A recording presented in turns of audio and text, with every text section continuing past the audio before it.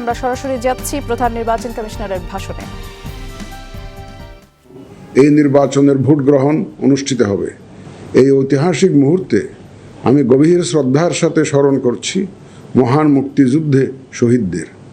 আরও স্মরণ করছি জুলাই গণ অভ্যুত্থানে শহীদদের, যাদের রক্তের বিনিময়ে আমরা আজ গণতান্ত্রিক উত্তরণের দ্বার প্রান্তে পৌঁছেছি। আমি তাদের রুহের মাগফিরাত কামনা করছি। বাংলাদেশের নাম্বার 1 স্টিল বিএসআরএম। আমি একই সাথে আহত জুলাই যোদ্ধাদের আশু আরোগ্য ও স্বাভাবিক জীবনের জন্য দোয়া করছি। প্রিয় দেশবাসী, এই নির্বাচনে ভোটদান আমাদের শুধু নাগরিক অধিকারই নয়, বরং দায়িত্ব। আমি আশা করি আপনারা সকলে সচেতনভাবে এই দায়িত্ব পালন করবেন।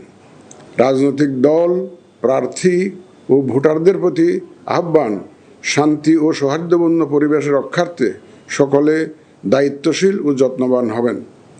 ভিন্ন মত গণতান্ত্রিক প্রক্রিয়ায় একটি স্বাভাবিক বিষয়।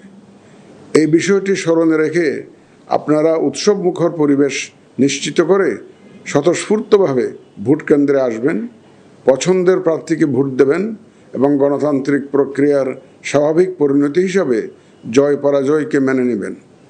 ভোটার, প্রার্থী, নির্বাচন সংশ্লিষ্ট কর্মকর্তা, আইন প্রয়োগকারী সংস্থা, সাংবাদিক, পর্যবেক্ষক, সেবা প্রদানকারী সংস্থা ও ব্যক্তিসহ সংশ্লিষ্ট সকলের কাছে অনুরোধ, ব্যক্তিগত কষ্ট ক্লেশ তুচ্ছ করে জাতীয় নির্বাচনের এই মহতী ব্যবস্থাকে সহযোগিতা করে সার্থক করে তুলুন।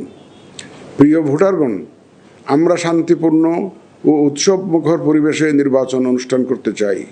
যে কোনো অনভিপ্রেত ঘটনা মোকাবেলায় নির্বাচনী কর্মকর্তা, মাঠ পর্যায়ে কর্মরত বিচারিক ও নির্বাহী ম্যাজিস্ট্রেট এবং আইন প্রয়োগকারী সংস্থাকে সহায়তা করুন। আমাদের সকলের সম্মিলিত প্রচেষ্টায় আমরা একটি সুষ্ঠু, সুন্দর, শান্তিপূর্ণ ও উৎসবমুখর নির্বাচনের সাক্ষী হতে পারব, এই প্রত্যাশা ব্যক্ত করে এবং পুনরায় আপনাদের স্বতঃস্ফূর্ত অংশগ্রহণ কামনা করে শেষ করছি। মহান আল্লাহ আমাদের সহায় হন।